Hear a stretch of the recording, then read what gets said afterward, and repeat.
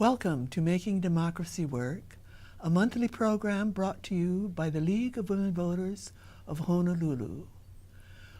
I am Pearl Johnson, Chair of Planning and Transportation. Today we're going to talk about Hokule'a and its present voyage, Malama Honua. We have with us the CEO of the Polynesian Voyaging Society, Clyde Namur. Thank you, Clyde. Thank you. And Lehua Ishii, who is, give me your title again. I'm the Voyaging Assistant at the Polynesian Voyaging Society. Thank you for coming, Lehua. So tell me where Hokule'a is today so far. Actually, they just pulled into Raby Bay in Cleveland. So it's kind of Brisbane in Australia. It's been her first crossing across the Tasman Sea and leaving the Pacific Ocean and going really beyond the Polynesian Triangle and down into the South Pacific. So Didn't she land in Australia a few days ago? she first went into Sydney as her first major port. And has come back up the coast to Brisbane now, and she'll be continuing on over the next few weeks throughout the northern coast of Australia. I see. Yes. And so far, Hokule'a left Hawaii when? May of last year. Oh, I see. Yeah. And she's been in the South Pacific, going to the different islands. Could you tell us what happened before she went to Australia? Yeah, so the first port that she arrived at after leaving Hawaii was Tahiti, and then she went on to Samoa, and I'll let Lehua pick it up from there, because there was a lot that went on in Samoa. There was a United Nations conference that planned itself around the Hokule'a arrival. Really? And Secretary General Ban Ki-moon actually sailed on Hokule'a when we were down in Samoa. Yeah, like Clyde said, the Pacific has been a really amazing first year to the voyage, and sort of the timeline for when we do it all depends, of course, on hurricane seasons and safety, and so we really spent this first year traveling through the islands of Polynesia and really pulling together our community, our voyaging community and our Pacific community, and we've had amazing events in every port, through French Polynesia, the Society Islands, the Cook Islands. Like Clyde said, in Samoa was a very amazing culminating event at the United Nations Small Island Developing States Conference. That was in September. And then we went down into New Zealand, arriving in Waitangi in November. And the last time Hokule'a was in New Zealand was in 1985. So it was really amazing for both the Hawaiian community, those on the canoe, as well as those in New Zealand who had been waiting for us to come back. And we spent the last 6 months there sort of waiting through the hurricane season until it was safe again to travel to Australia. So she's been through about 24 islands now, 6 countries, and now she's in Australia. And you yourself, you were on some of these legs, correct? I was really honored to be able to do the leg of the voyage, leaving Hilo and arriving down in Papeete. Amazing voyage that brought together a lot of the navigators that have been part of the program since its inception, and a lot of the young ones that have been studying and slowly learning what it's like. Was there more than one navigator on that leg? We did. We had a group of about 7 younger navigators who have been studying somewhere between 5 to 15 years to really be able to, And so did they take over navigation at some part? We worked together throughout that voyage, kind of learning from each other as well, and then kind of arriving down in Rangiroa. Amazingly. You were one of the navigators? I was lucky enough to be one of Really? them. Oh. It was a tough job.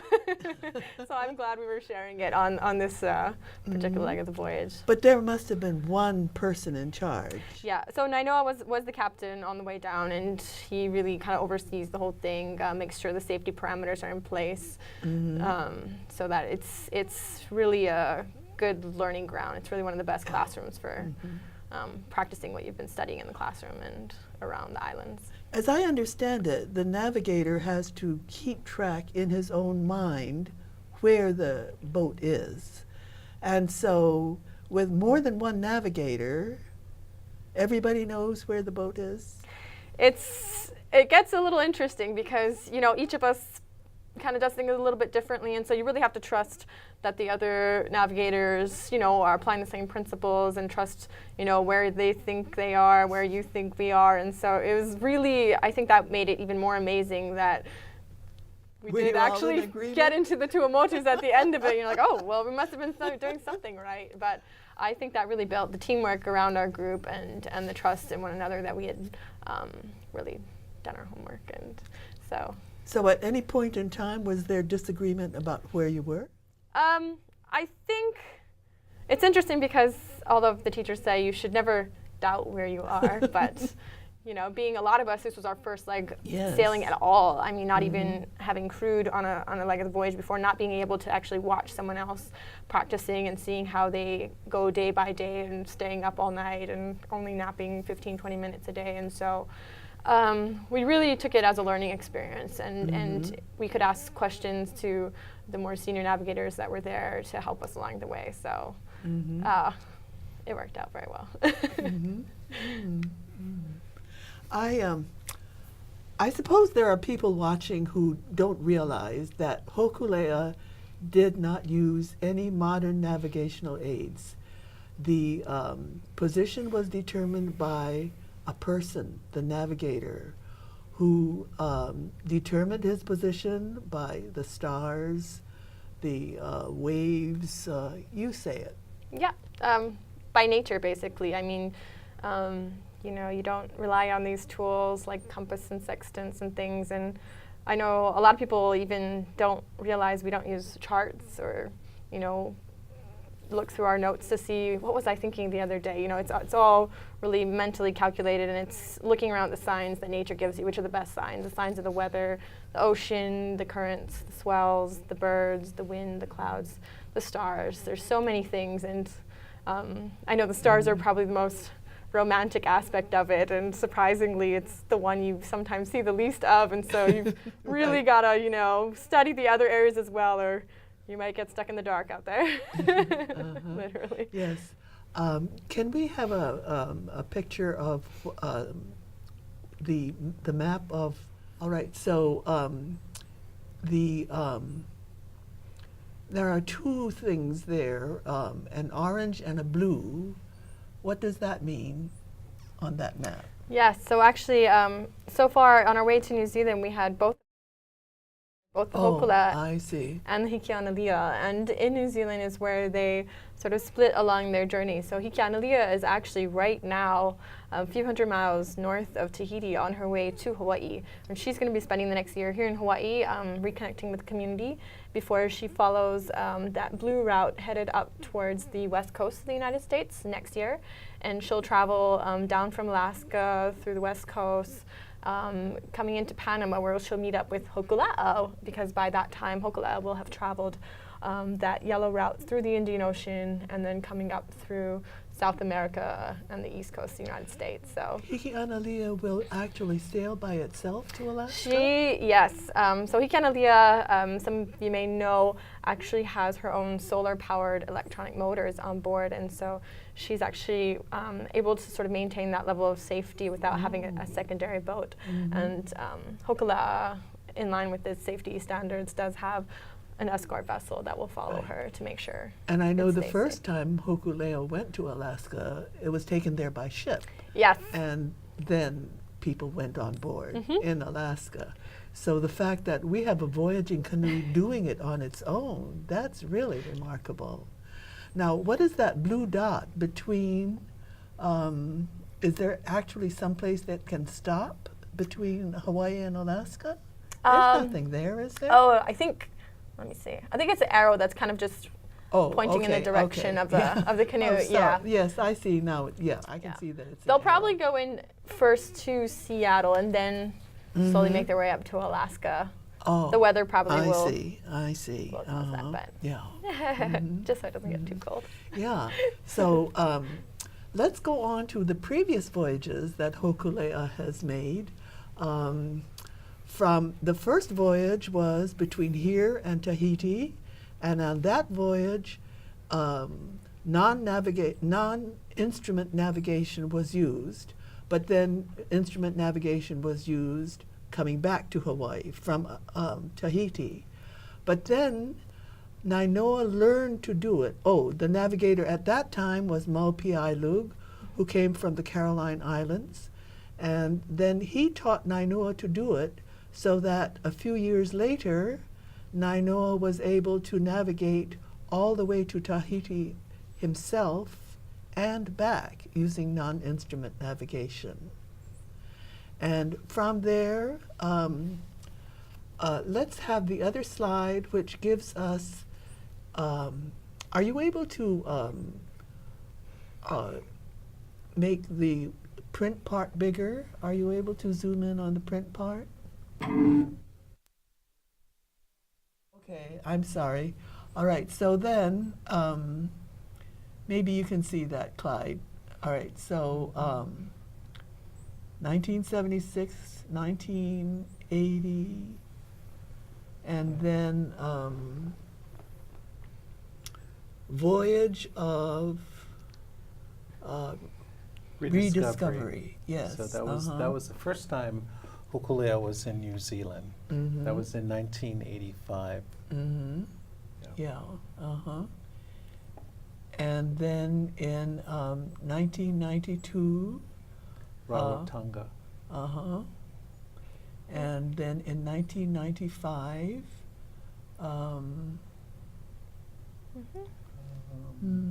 That was Nukuhiva na Ohana Holomoana with the many canoes that did that voyage. So was that when the other canoes that had been built in the South Pacific accompanied Hokule'a? Yes.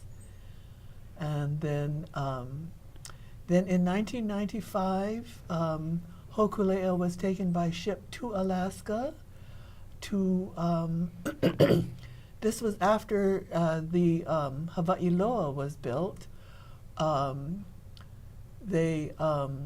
Hawaiiloa was actually built from wood, but we were unable to find koa trees here in Hawaii, and the people of Alaska gave us trees from which Hawaiiloa was made. And that voyage was made to thank the people of Alaska for the gift of the trees.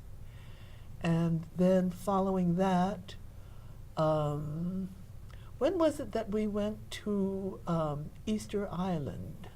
Yep, that was the 1999. I see. So that closing the triangle, so that the last corner of the Polynesian triangle, Rapa Nui, right? Rapa Nui or Easter Island was reached. So that Hokulea has sailed through the entire Polynesian triangle. And now it's going around the world. Yes. Now, let's talk about why the Hokulea was built. We don't have that much time, but back in the 70s, many did not believe that the Polynesians were able to navigate themselves through these thousands and thousands of miles of empty expanse with no landmarks. And so the theory was that the wind simply drifted them there, and they came across islands by chance and settled there. And so there were people who were convinced that the Polynesians were able to navigate. Among them was Ben Finney, and I believe that he built a canoe before Hokule'a, but Hokulea was the closest thing to what the Hawaiians did these long voyages in. That's correct. Yeah.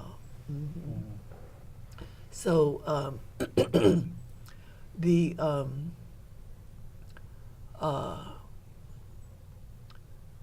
fact that there were people who did not believe in the ability of the Polynesians. Did the voyage of Hokule'a in 1976 convince them? I think that it did. Yeah. I think people probably don't remember, but the construction of Hokulea, every state celebrated the bicentennial of the United States. That's right. So Hokulea was actually a project of the bicentennial celebration. So she was paid for through an act of Congress because that was Hawaii's contribution to the bicentennial. And it's, Dr. Finney's vision and Herb Connie's vision to really prove that this was not a chance kind of thing, that Hawaiians actually did intentionally sail to Hawaii. And again, I think that certainly the voyage in 1976 established that. I remember I lived in Washington, D.C. at the time, and I thought it was the best bicentennial project. Yes. Yeah.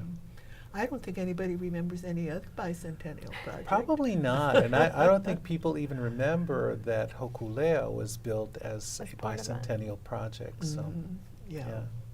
But old people like me, 1976 was just yesterday. yeah, that's true. And I don't think people intended or imagined that Hokulea would still be around 40 years later, because the idea was that she would sail to Tahiti to establish that in fact Hawaiians did sail purposefully. And so it's a little bit of a surprise for everyone that it's been 40 years. And she's in very good shape now, isn't she? Yeah. Yeah. She's in excellent shape, and that's really thanks to a large community of volunteers and community members that have come down to really help restore her for the worldwide voyage. And that was led by some of our leaders down at the Voyaging Society. We're actually down at Sand Island, so I don't know if any of you have been down there and pulled out a piece of sandpaper and be able to sand the holes, or help us string up some of the lines. But it was a very extensive project, and we really took her down to every little piece and made sure everything was going to be solid to go all the way around the world again. And some would say she's in better shape than she's ever been, actually. So she's solid. Yeah. So now you have sailed on it, and as many as 40 people have been on it, correct? So when you've sailed, how many people were on it? When we do our longer voyages, usually we try to stay around 12. That's a comfortable number. You'll go in watches, so some people get to sleep while others stay awake on watch and steer. So 12 is usually a nice number for Hokule'a. Obviously it gets really heavy and full with all the food and water and supplies that you need for a long distance voyage. For shorter voyages, we can also put a few more people on board and try to get as many people as we can safely on to the deck, but usually around 12. All right, and I understand that you sleep, you don't have your own bed, that you switch, whoever is on watch then relinquishes his bed and the other person takes it.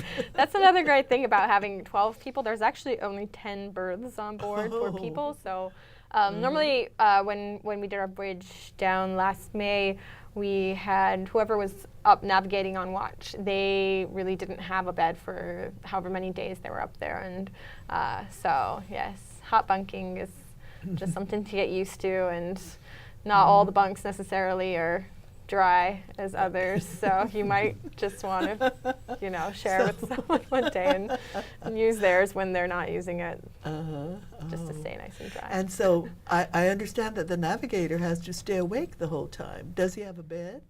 We have sort of a smaller area in the back of the canoe that's for the navigators to rest if they need to.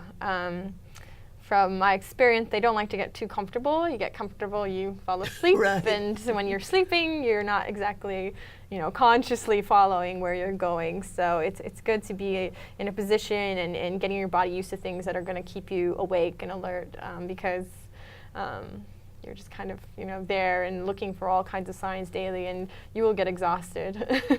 So how about this last time when you had 7 navigators all 70 of you stayed awake? We didn't. We rotated through, so we would go in teams, and so we would have maybe 2 of the navigators work together up on deck for a few days, and then we'd swap out again, and so they would be able to go take a rest, and we tried our best to stay awake longer than Nainoa, which is really hard. He actually does stay awake for quite a long time. And Did Nainoa stay awake the whole time? he really was very careful about making sure that if there was an opportunity that presented itself that we wouldn't necessarily understand, and that no one but someone who had seen it before and who had been through the navigation could really tell you what these sort of signs meant, he would look out for those and sort of have lessons along the way and get people up and say, all right, when you're looking over there, you know, you're looking for the break in the clouds or this sort of color on the water.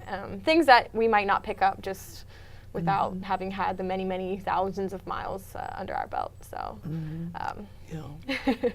I guess I need to tell people, I'm not sure I need to tell people, but Nainoa is Nainoa Thompson. I guess I would think that the whole world knows him, but yeah, Nainoa Thompson, the who is now head of the Polynesian Voyaging Society, right? Yep. And the master navigator, and he taught you to navigate then?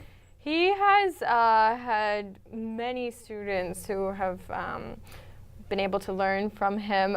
He and there's actually a number of navigators here in Hawaii and also in the South Pacific that have been working throughout the worldwide voyage to help train a lot of the younger generation in being able to carry on the practice and the values and all of the things that they were able to learn in their time with Mao, and to really keep it as strong and as pure to the navigation as we can. So he's working on it. And there's many others who have been part of that process and who help us learn along the way. Bruce Blankenfeld, who really led our whole dry dock session in taking care of Hokule'a, is another amazing navigator who will take each leg of the voyage. They'll train a number of younger people in that particular leg and things to look for. Kalepa Babayan as well, Onohi Paishan, Shorty Bertelman, so lots of amazing navigators. Let's talk about what the Hokule'a is made of. All right, so start with the bottom. Is there wood at the bottom, like, a log at the bottom?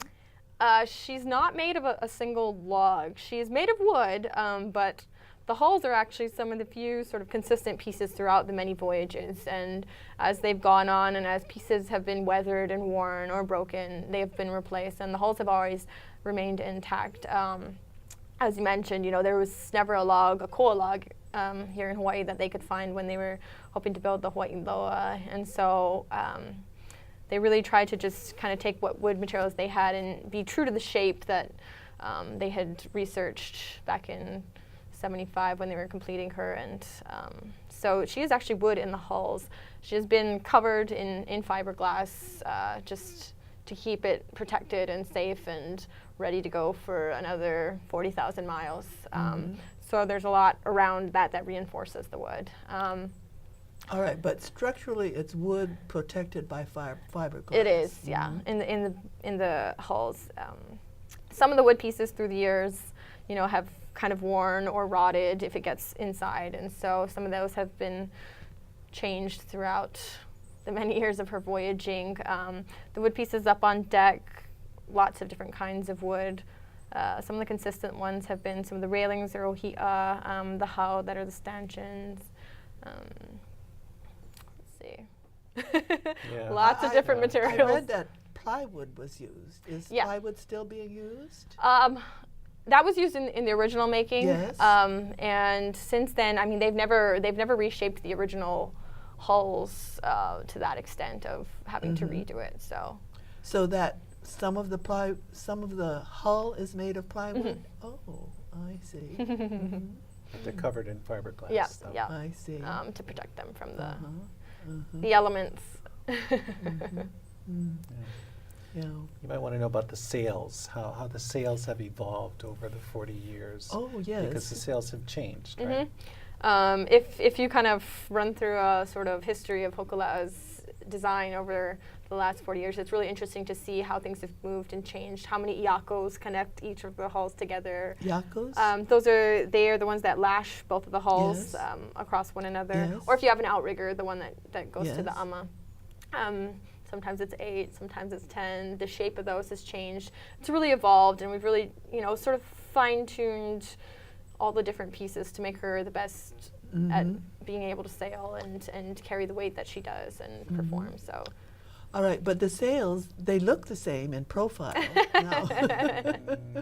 You say they've changed? They have.